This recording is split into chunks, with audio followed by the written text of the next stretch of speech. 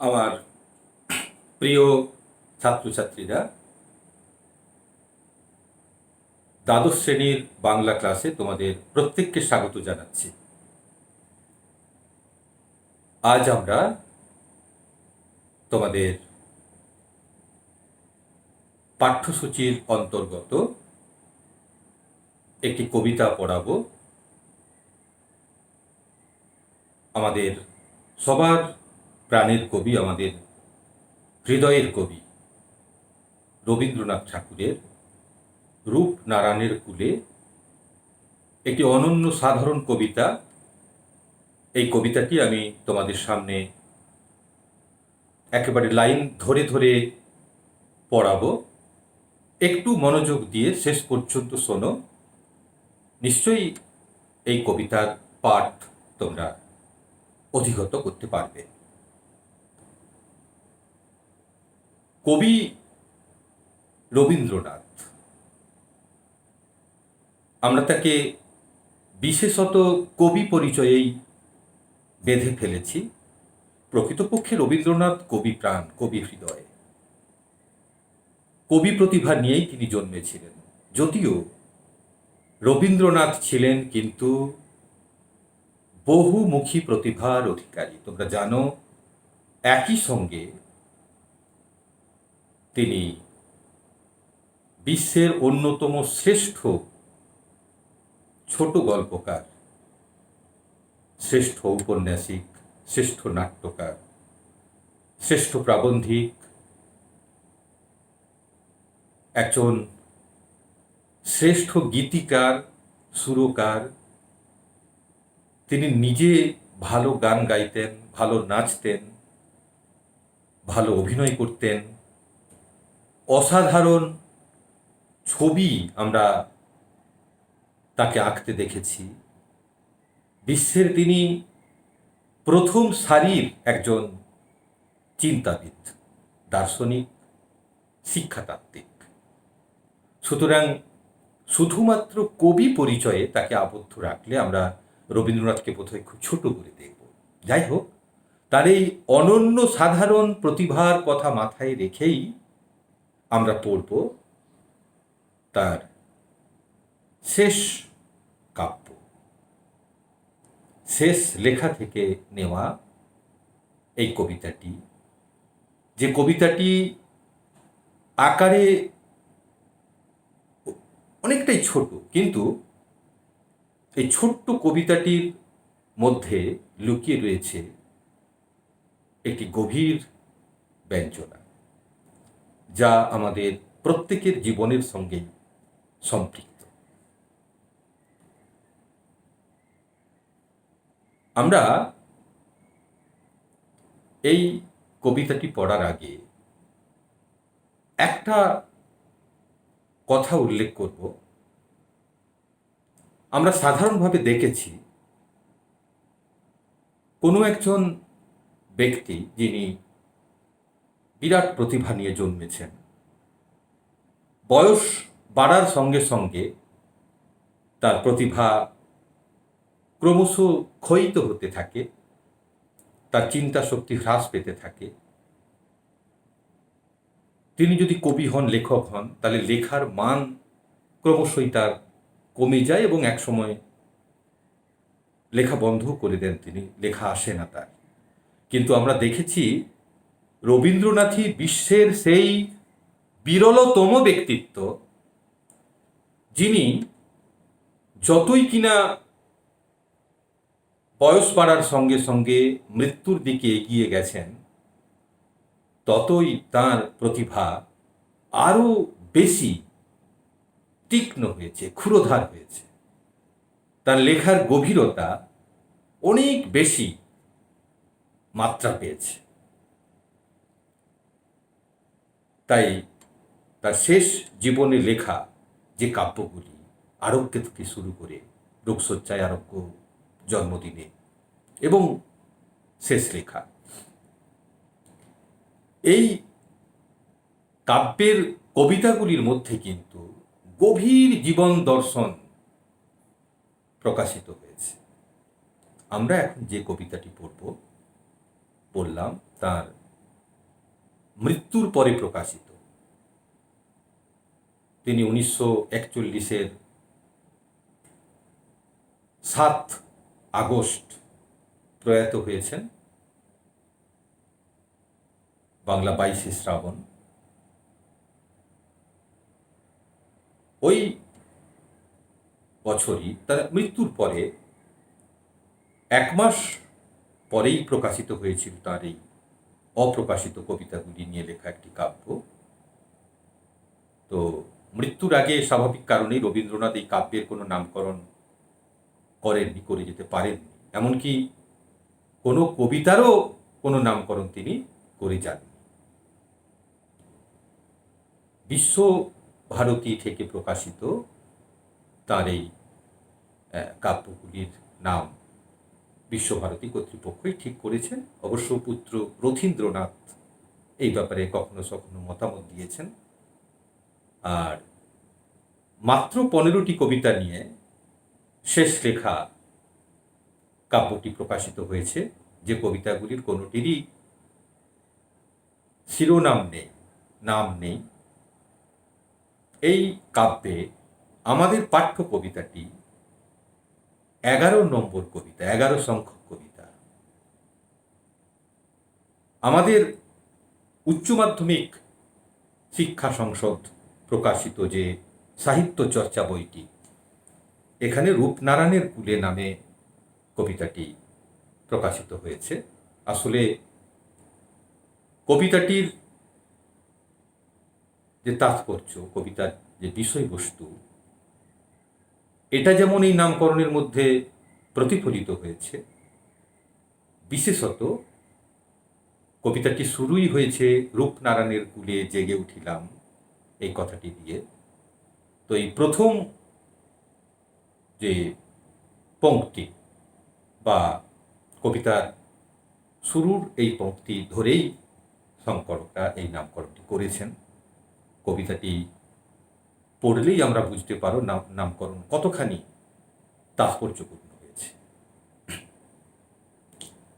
আমরা সরাসরি চলে যাচ্ছি কিন্তু কবিতার মধ্যে। তোমরা নিশ্চয়ই এতক্ষণে হাতের সামনে টেক্সট বইটা রেখেছ। আমি একবারে লাইন ধরে ধরেই তোমাদের যতটা সম্ভব বোঝানোর চেষ্টা করছি। তোমরা কিন্তু বইটা একটু মিলিয়ে দেখবে, কবিতাটা হাতের সামনে রাখবে, বুঝতে সুবিধা হবে।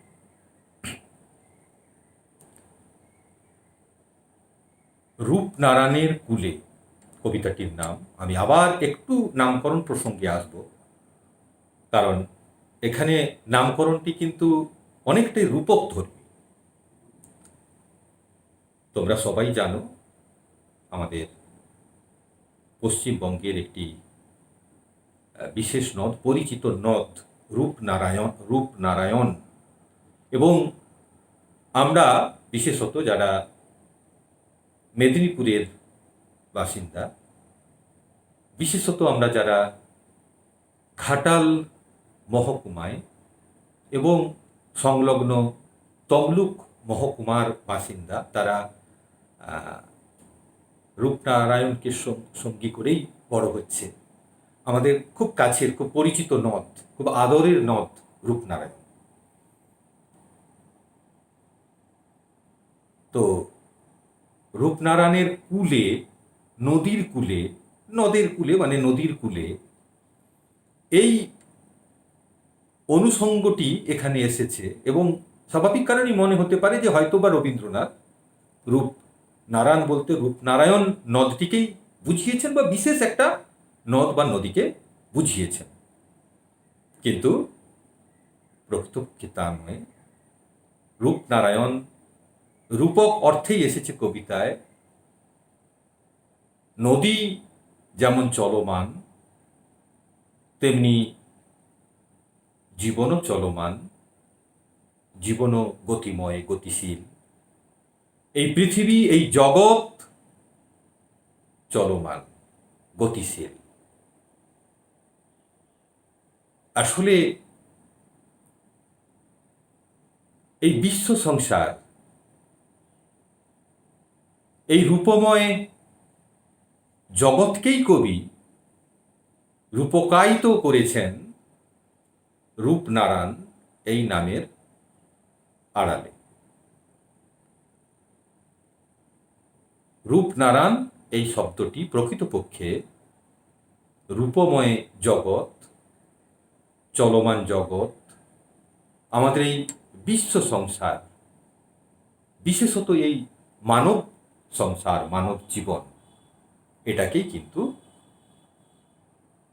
চিত্রায়িত করছে, রূপকায়িত করছে। তাহলে রূপনারায়ণ বলতে আমরা বুঝবো রূপময় জগৎ, চলমান জগৎ বা বিশ্ব সংসার। এখানে নদীর কূলে বা নদীর কূলে নয়, আসলে আমাদের মানব জীবনের সীমানায়, এই রূপময় জগতের মাঝখানে আমরা এই চলমান পৃথিবীতে, মাটির পৃথিবীতে, এই বিশ্ব সংসারে জন্ম লাভ করি। তারপরে ধীরে ধীরে বড় হয়ে একটা সময় আবার একেবারে পরিণতির দিকে এগিয়ে গিয়ে মৃত্যুর মধ্যে মিশে যাই, মৃত্যুতে লীন হয়ে যাই।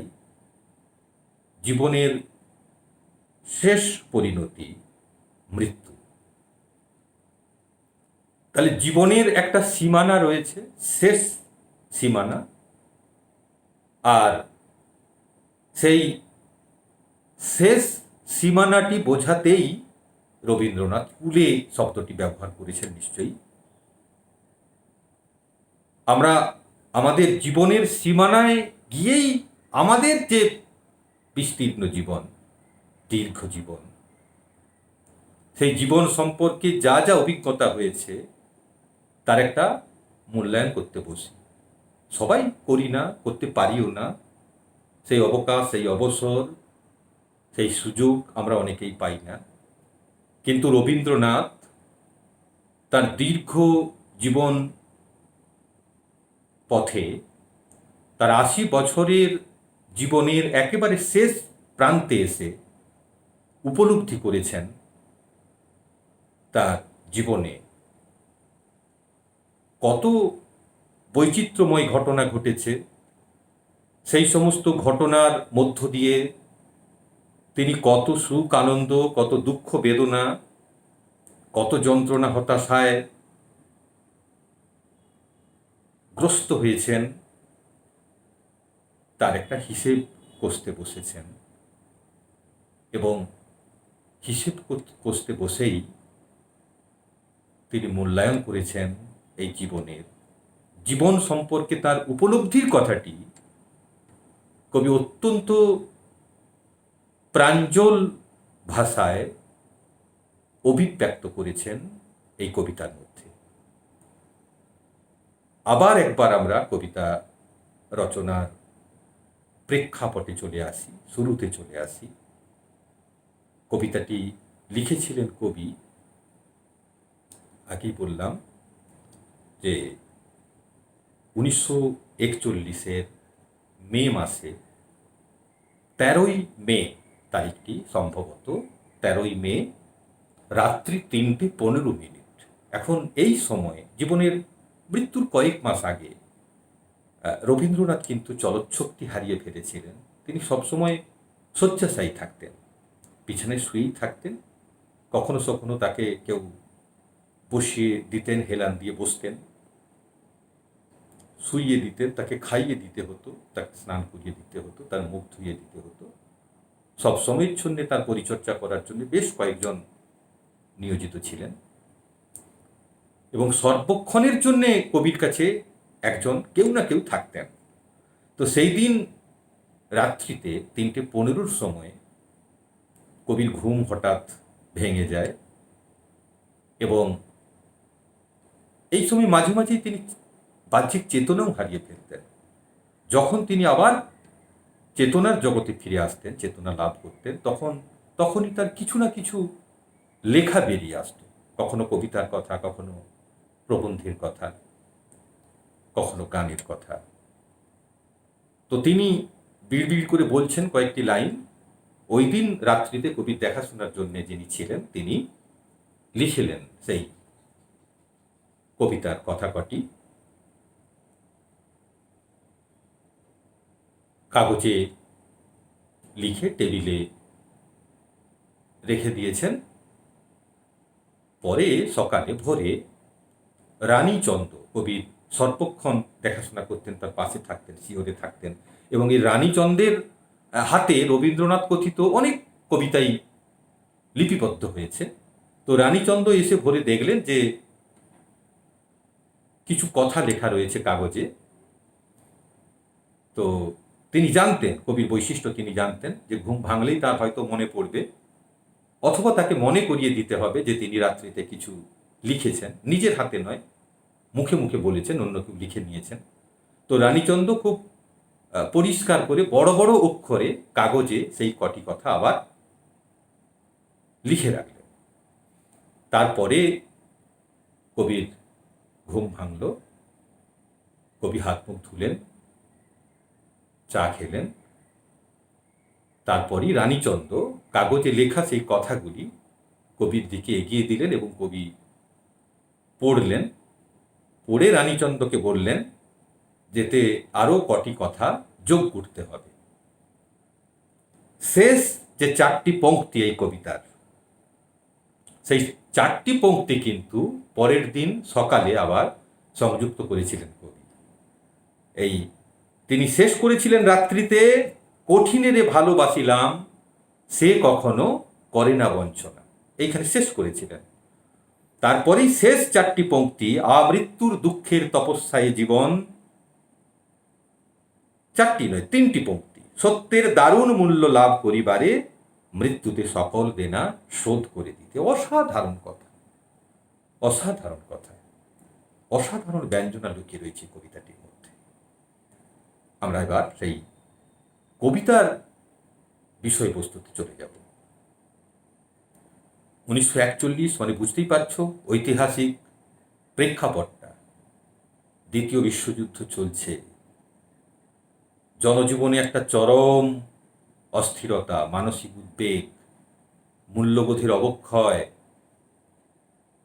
মানুষের মধ্যেকার সম্পর্কের মধ্যে একটা টানাপোড়েন, পারস্পরিক অবিশ্বাস, জীবন সম্পর্কে চূড়ান্ত অনিশ্চয়তা, এই সমস্ত কিছু কিন্তু ধীরে ধীরে বদলে দিচ্ছে মানুষের জীবনকে, মানুষের মননকে, মানুষের চিন্তার জগৎকে। তো এসবের মধ্যে বিশ্বকবি রবীন্দ্রনাথ, যিনি কিনা প্রকৃত অর্থেই একজন মানবতাবাদী, মানবীর পূজারী, তাই এই সময় তিনি মানুষের পাশে থাকতে চেয়েছেন এবং মানুষের পাশে থেকে মানুষকে সাহস জুগিয়েছেন। মানুষের ভেতরকার যে চিন্তা চেতনা, তার মানবিক যে দিক, সেটাকে তিনি জাগিয়ে রাখবার, জাগিয়ে তুলবার সতত চেষ্টা চালিয়ে গিয়েছেন। তো আমরা দেখে নিই এই কবিতায় কবি ঠিক কি বলতে চেয়েছেন। রূপনারায়ণের কুলে জেগে উঠিলাম, জানিলাম এ জগৎ স্বপ্ন নয়। রূপনারায়ণের কুলে জেগে উঠিলাম। রবীন্দ্রনাথের এমন অনেক কবিতায় দেখো সাধু এবং চলিতের মিশ্রণ রয়েছে। ব্যাকরণের ভাষায় যদিও এটাকে গুরুচণ্ডালী দোষ বলা হয়, কিন্তু আমার সেই স্পর্ধা নেই যে রবীন্দ্রনাথের শব্দ প্রয়োগ, তার ভাষাবোধ নিয়ে প্রশ্ন তোলার। আমি শুধু ব্যাকরণগত দিকটা তোমাদের স্মরণ করিয়ে দিচ্ছি, তোমরাও অনেকেই কবিতা লেখো, লিখবেও। কবিতায় কিন্তু এটা চলে, অনেক কবি করে থাকেন। আমিও মাঝে মধ্যে কবিতা লিখি, ছন্দের প্রয়োজনে এটা করতে হয়। জেগে উঠিলাম, জাগিয়া উঠিলাম হওয়া উচিত ছিল, তিনি লিখছেন জেগে উঠিলাম। তো এটা কাব্যে কোনো দোষ নয়, এটা স্বাভাবিক একটা ব্যাপার। আসলটা হচ্ছে তার অর্থ, তার গুরুত্ব, তার তাৎপর্যটা কি, এটা বুঝে নেওয়া। আগেই আমি বলেছি, তাহলে রূপনারায়ণ বলতে রূপনারায়ণ নদটি নয়, রূপনারায়ণ বলতে রূপময় জগৎ তথা এই বিশ্ব সংসার। আর তার প্রান্ত সীমায়, এই জীবনের প্রান্ত সীমায় কবি উপনীত হয়েছেন, জীবনের শেষ সীমায় তিনি উপনীত হয়েছেন এবং জীবনের অনেক চড়াই উতরাই পথ, দীর্ঘ পথ অতিক্রম করার পরে যে অভিজ্ঞতা তিনি লাভ করেছেন তারই আলোয়, অভিজ্ঞতার আলোয় কবি বুঝতে পেরেছেন, চিনতে পেরেছেন এই জগৎটাকে, এই জীবনটাকে। জেগে উঠিলাম, এখানে চেতনা বা সম্বিত ফিরে পাওয়া, মানে সাধারণভাবে আমরা জ্ঞান হারিয়ে ফিরি, অনেক সময় কি হয়, অজ্ঞান হয়ে যাই, এরকম নয়। বলা যেতে পারে কবি হঠাৎ করেই একটা উপলব্ধির আলোয় এসেছেন, একটা উপলব্ধির চেতনা তার মধ্যে জাগ্রত হয়েছে। হঠাৎ করে কবি উপলব্ধি করতে পারলেন জীবনের প্রান্ত সীমায় এসে এই জগৎ এবং জীবনের তাৎপর্যটা কি। কি জানলেন কবি? জানিলাম এ জগৎ স্বপ্ন নয়। স্বপ্ন যেটা অনেক সময় আমরা কল্পনা করি তাও স্বপ্ন, আবার ঘুমিয়ে ঘুমিয়ে অনেক অবাস্তব কিছু দেখি ঘটনাক্রম, তাও স্বপ্ন। দেখো, কবি রবীন্দ্রনাথকে অনেকেই কল্পনা বিলাসী বলে থাকেন। তার মন মনন নাকি সবসময় ঊর্ধ্বাকাশে উড্ডীন, সবসময় উড়ে বেড়ায় তার মন অনন্ত আকাশে। কিন্তু রবীন্দ্রনাথের মতো এত কঠোর বাস্তববাদী কবি খুব কম রয়েছে, অনেকেই বাস্তববাদী। রবীন্দ্রনাথ যে কতখানি বাস্তববাদী ছিলেন তার শেষ জীবনে লেখা কবিতাগুলোর ছত্রে ছত্রে তা ফুটে উঠেছে। তিনি বুঝলেন জীবনের শেষ সীমান্তে এসে, অনেক ঘাত প্রতিঘাত পেয়ে, অনেক অভিজ্ঞতার মধ্য দিয়ে কি বুঝলেন?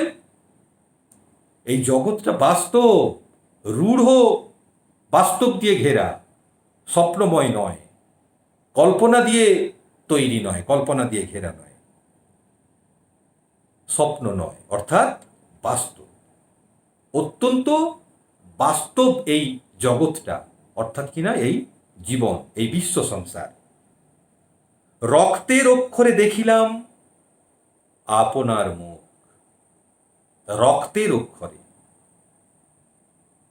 এখানে কুল, নদীর কুল যদি ধরি, আসলে জীবনের কুল। আবার রক্ত, দেখো নদী, রক্ত, জীবন, এগুলোর মধ্যে কোথাও যেন একটা মিল রয়েছে। কি বলতো? নদী প্রবহমান, জীবন প্রবহমান, রক্ত প্রবহমান, সবই চলমান, চলছে।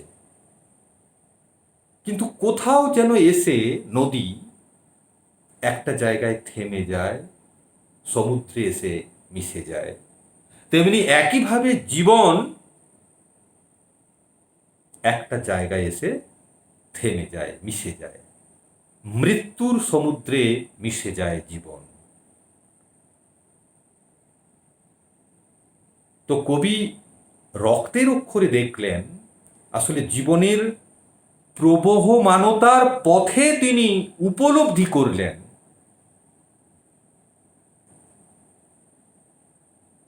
আবার রক্তের অক্ষরে আরেক দিক থেকেও আমরা বলবো, অনেক সময় আমরা বলি স্বর্ণাক্ষরে লেখা রয়েছে, তিনি রক্তের অক্ষরে বলছেন আসলে খুব উজ্জ্বল রেখায় চিত্রিত,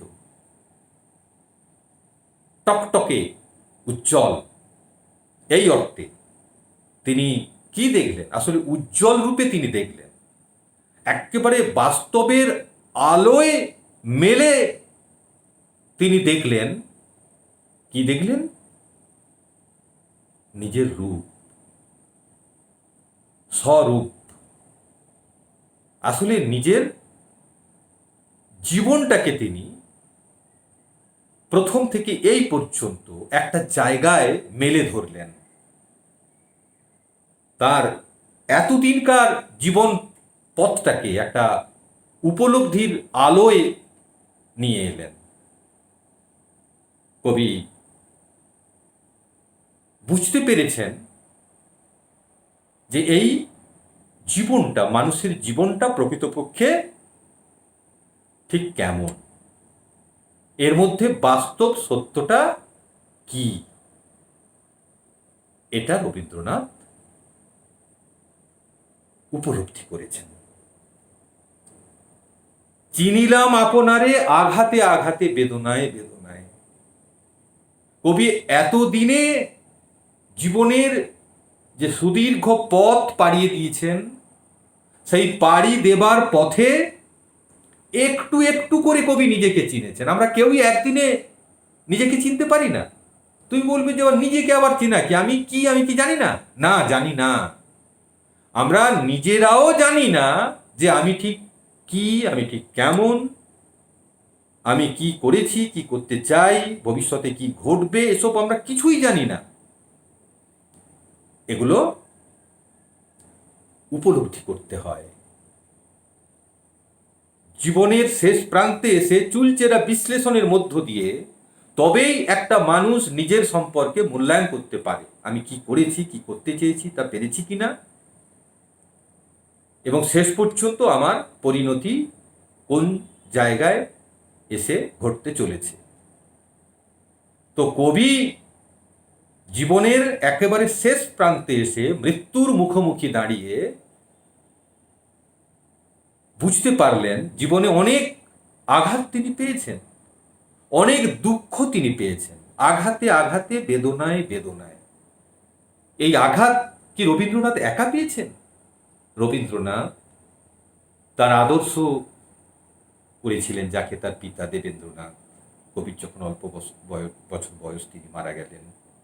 মাতা মারা গেলেন, মাতৃবিয়োগ হলো তার। কবির অত্যন্ত প্রিয় সঙ্গিনী,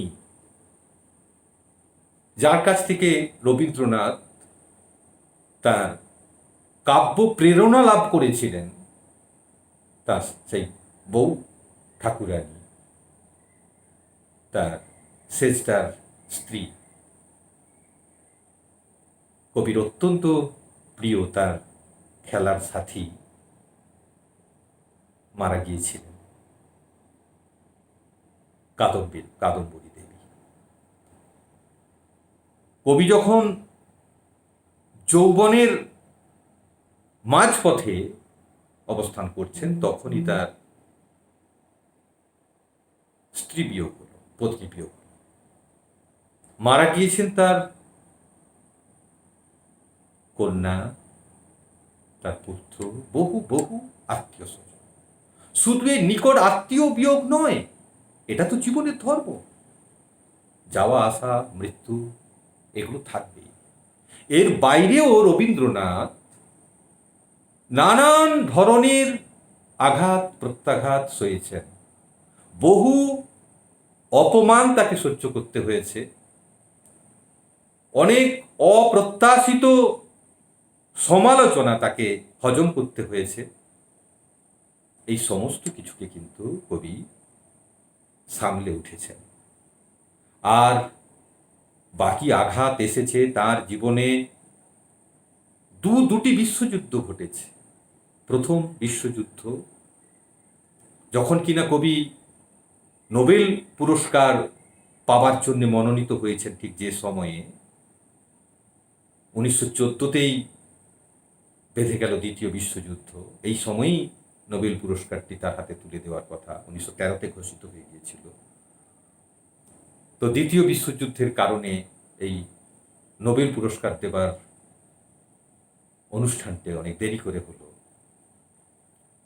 প্রথম বিশ্বযুদ্ধের ঘা শুকোতে না শুকোতেই আবার একটি বিশ্বযুদ্ধের রণদামামা বেজে উঠল। দ্বিতীয় বিশ্বযুদ্ধ তার জীবনের শেষ প্রান্তে 1939-এ আবার শুরু হয়ে গিয়েছে। 1941-এ বসে কবি এই কবিতা লিখছেন।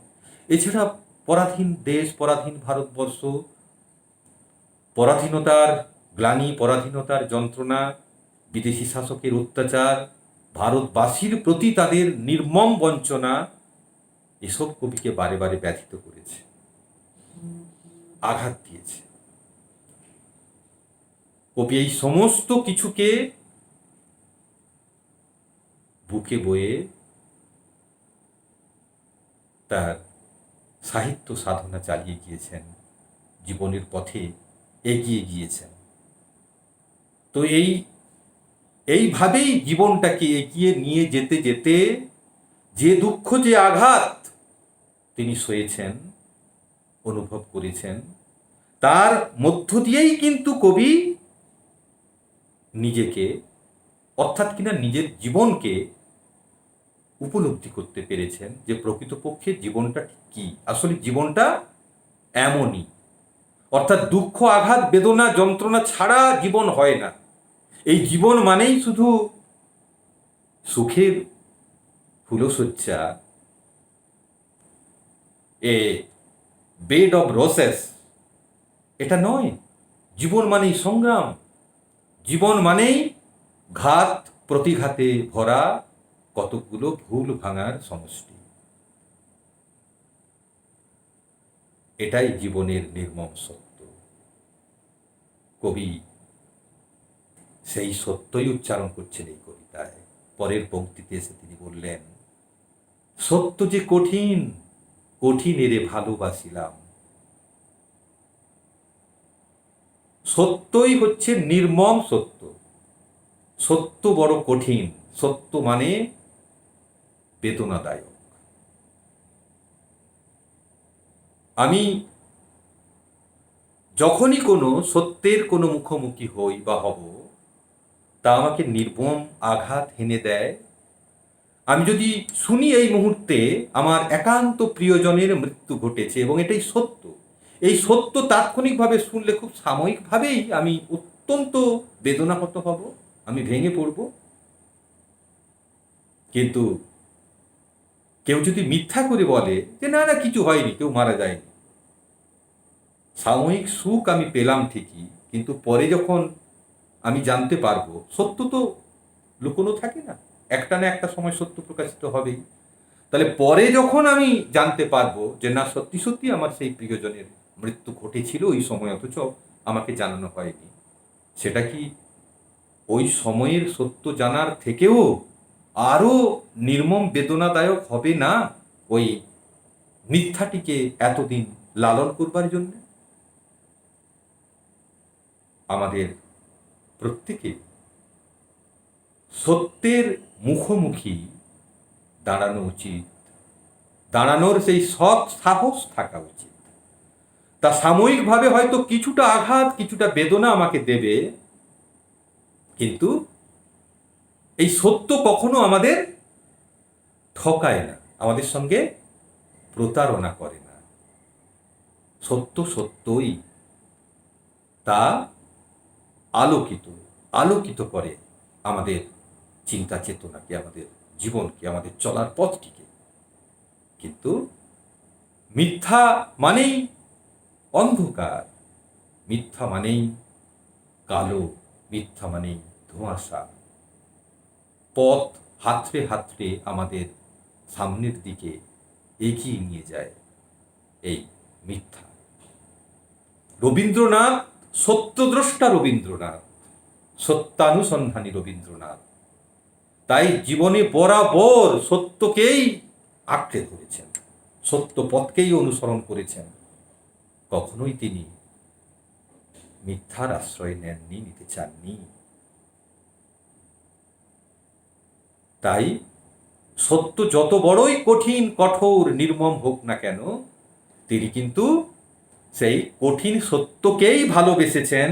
কঠিনেরে ভালোবাসিলাম, অর্থাৎ কঠিন সত্যকেই তিনি ভালোবেসে বুকে গ্রহণ করেছেন, হৃদয়ে গ্রহণ করেছেন, জীবনে গ্রহণ করেছেন। তার কারণটা কি? সে কখনো করে না বঞ্চনা।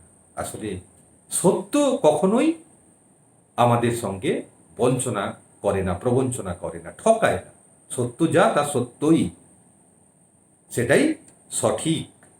তাই তার মধ্যে এতটুকু কোথাও ভ্রান্তি নেই। সেই জন্যেই সত্য সবসময়ই আমাদের গ্রহণযোগ্য।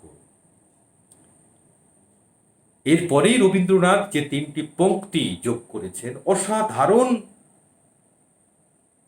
উপলব্ধির কথা, জীবন সম্পর্কে বাস্তব উপলব্ধির কথা, যে 3টি পংক্তির জন্যই এই কবিতাটি আজ বিশ্বজনীন হয়েছে, বিশ্ব মানবের হয়ে গিয়েছে।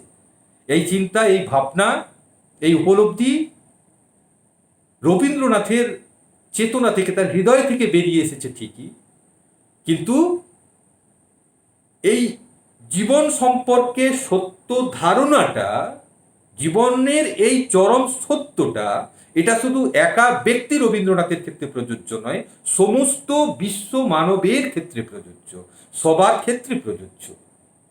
তাই এই কবিতাটি সর্বজনীন হয়েছে, বিশ্বজনীন হয়েছে। আর এই জন্যেই তো তিনি বিশ্বকবি। দেখো তিনি কি বলছেন, আমৃত্যুর দুঃখের তপস্যাই জীবন। আমরা শুধু সুখ খুঁজি, আনন্দ খুঁজি, সামান্য একটু দুঃখ পেলে ভেঙে পড়ি, কান্নাকাটি শুরু করে দিই। রবীন্দ্রনাথ এতদিনকার জীবনে, তোমরা রবীন্দ্রনাথের এত স্বল্প পরিসরে তো রবীন্দ্রনাথের জীবন সম্পর্কে তোমাদের বলা সম্ভব নয়, কিন্তু আমি বলছি রবীন্দ্রনাথের জীবন নিয়ে একটু তোমরা যদি পড়াশোনা করো, একটু চর্চা করো, দেখবে যে এই মানুষটি কত কত দুঃখ, যন্ত্রণা, কত বেদনা, কত আঘাত জীবনময় পেয়ে গিয়েছেন। একটার পর একটা আঘাত তার সামনে এসেছে। তো সেই মানুষটি জীবনের একেবারে শেষ প্রান্তে এসে মৃত্যুর মুখোমুখি দাঁড়িয়ে স্বীকার করলেন, এই উপলব্ধিতে এসে পৌঁছলেন যে জীবনটা আসলে দুঃখেরই তপস্যা। দুঃখ ছাড়া জীবন হয় না। জীবনে সুখের পরিমাণ খুব কম থাকে, যেটা খুব কম পরিমাণে আমরা পাই সেটা আমাদের কাছে খুব মূল্যবান। আমরা যদি তাল তাল সোনা, মুঠো মুঠো সোনা পথে ঘাটে পড়ে থাকতে দেখতাম, তাহলে সোনার তো কোনো মূল্য থাকতো না। তা খুব দুষ্প্রাপ্য বলেই সোনা কিন্তু এত মূল্যবান আমাদের কাছে। তেমনি সুখ জীবনে খুব সীমিত পরিসরেই আসে বলে সুখ এত মূল্যবান, সুখ আমরা এত চাই। জীবনটা আসলে দুঃখ দিয়েই করা, প্রত্যেকটি মানুষের জীবনে দুঃখটাই বেশি। তোমরা এখনো বয়সে ছোট, সবে দ্বাদশ শ্রেণীর ছাত্রছাত্রী, এখন হয়তো সেভাবে অনেকেই বড় কোনো দুঃখ, আঘাত, যন্ত্রণা পাওনি, ঈশ্বর করুক নাই পেতে হোক, কিন্তু তবুও জীবনের পথে যত এগোবে এই মানসিক প্রস্তুতি প্রত্যেকেরই থাকা দরকার যে অনেক অনেক দুঃখ যন্ত্রণা কিন্তু আসবে জীবনের পথে, এবং তাকে তোমাকে মেনে নিতে হবে। তুমি যদি ভেঙে পড়ো সেই আঘাতে, তাহলে কিন্তু তোমার জীবনের চলার পথটা রুদ্ধ হয়ে যাবে, তুমি থমকে যাবে, এক জায়গায় থেমে যাবে। দুঃখ আসবেই, এই মানসিক প্রস্তুতি নিয়েই আমাদের প্রত্যেককে জীবনের পথে এগোতে হবে, তাহলে আঘাতটা কম পাবে, তুমি আর থমকে যাবে না। ওই দুঃখ আসুক নব নব, আঘাত খেয়ে অটল রব, রবীন্দ্রনাথই বলছেন। দুঃখ আসবেই, নতুন নতুন দুঃখ প্রতি মুহূর্তে প্রতিনিয়ত আসবে আমাদের কাছে, কিন্তু যত আঘাতই আসুক না কেন আমরা কিন্তু অটল থাকব, আমরা ভেঙে পড়ব না। তো রবীন্দ্রনাথ তার প্রজ্ঞায় এই উপলব্ধির কথাটি ভেসে উঠল, আমৃত্যুর দুঃখের তপস্যায় জীবন। আমৃত্যু, মৃত্যু পর্যন্ত, যতক্ষণ না আমাদের মৃত্যুতে গিয়ে লীন হয়ে যাচ্ছে এই শরীর, ততক্ষণ পর্যন্তই আমাদেরকে দুঃখ, আঘাত পেয়ে যেতে হয়। সত্যের দারুণ মূল্য লাভ করিবারে, সত্যের দারুণ মূল্য, আসলে জীবনের সত্যের কথা তিনি বলতে চাইছেন। জীবনের যে সত্য, জীবনে বেঁচে থাকার যে সত্য, সেই সত্যের মূল্য, জীবনের দেনা আমাদের শোধ করতে হয় মৃত্যুর মধ্য দিয়েই। সত্যের দারুণ মূল্য লাভ করিবারে, মানে জীবনের সত্যটাকে যদি সঠিকভাবে আমাদের মূল্য দিতে হয়, মানে উপলব্ধি করতে হয়, তাকে গ্রহণ করতে হয়, তাহলে মৃত্যুতে সকল দেনা শোধ করে দিতে, মৃত্যুর মধ্য দিয়েই জীবনের সকল দেনা আমাদের শোধ করতে হবে, শোধ করে দিতে হয়। এটাই জীবনের ধর্ম, এটাই জীবনের চরম সত্য। সকল দেনা আমরা এই পৃথিবীতে এতদিন ধরে বেঁচে থাকলাম, পৃথিবীর থেকে, এই প্রকৃতির থেকে বেঁচে থাকার জন্যে কত কত রসদ গ্রহণ করেছি। সুখ, দুঃখ, আনন্দ, বেদনা যাই পাই না কেন, আমরা সব কিছু দুহাত ভরে মুঠো মুঠো করে তুলে নিয়েছি আমাদের জীবনে। এই সমস্ত কিছুই তো আমাদের দেনা বাড়িয়েছে।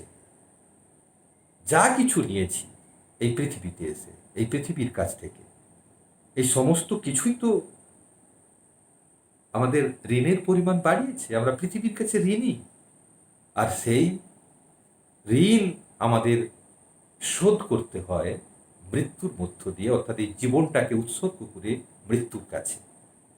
আমাদের এই জীবনের নদী মৃত্যুর সমুদ্রে গিয়ে যখন লীন হয়ে যায়, এই পৃথিবীর সঙ্গে সমস্ত লেনা দেনা, সমস্ত সম্পর্ক চুকে যায়, আর এই পৃথিবীর কাছে আমাদের কোনো আর দেনা বা ঋণ থাকে না। এটাই জীবনের সত্য। অতএব মৃত্যুকে আমরা গ্রহণ করব না, মৃত্যুকে আমরা প্রত্যাখ্যান করব, মৃত্যুর থেকে দূরে থাকব, এই উপলব্ধি যদি আমরা করি, তাহলে প্রকৃতপক্ষে আমরা জীবনের সত্যকে অস্বীকার করছি। জীবনের সত্যকে প্রকৃতপক্ষে উপলব্ধি করেছিলেন এই প্রাজ্ঞবুদ্ধ কবি রবীন্দ্রনাথ, আর তাই তিনি দ্বিধাহীন কণ্ঠে উচ্চারণ করলেন যে এই মৃত্যুকে আমাদের বরণ করতেই হবে, মৃত্যু আমাদের পরম প্রার্থিত, একে অস্বীকার করা যায় না। এটাই জীবনের চরম সত্য, এটাই জীবনের শেষ সত্য। এইভাবেই কবি এই কবিতার সংক্ষিপ্ত পরিসরে এই চলমান জীবনের, এই রূপময় জগতের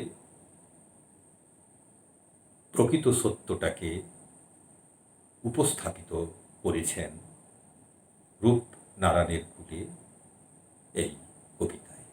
আশা করি তোমরা মন দিয়ে শুনলে, খুব ভালো করে কবিতাটি তোমরা 5 বার, 7 বার, 10 বার পড়ো এবং আমার এই কথাগুলোর সঙ্গে একটু মিলিয়ে মিলিয়ে দেখো। আশা করি নিশ্চয়ই উপলব্ধি করতে পারবে রবীন্দ্রনাথের বক্তব্যটি, উপলব্ধি করতে পারবে এই মানব জীবনের সারমর্মটি, মানব জীবনের সার সত্যটি। ঠিক আছে, আবার পরের ক্লাসে তোমাদের সঙ্গে আমার দেখা হবে। খুব শীঘ্রই আসবো আরও একটি কবিতা নিয়ে। আজ এখানেই শেষ করছি। ভালো থাকো সবাই।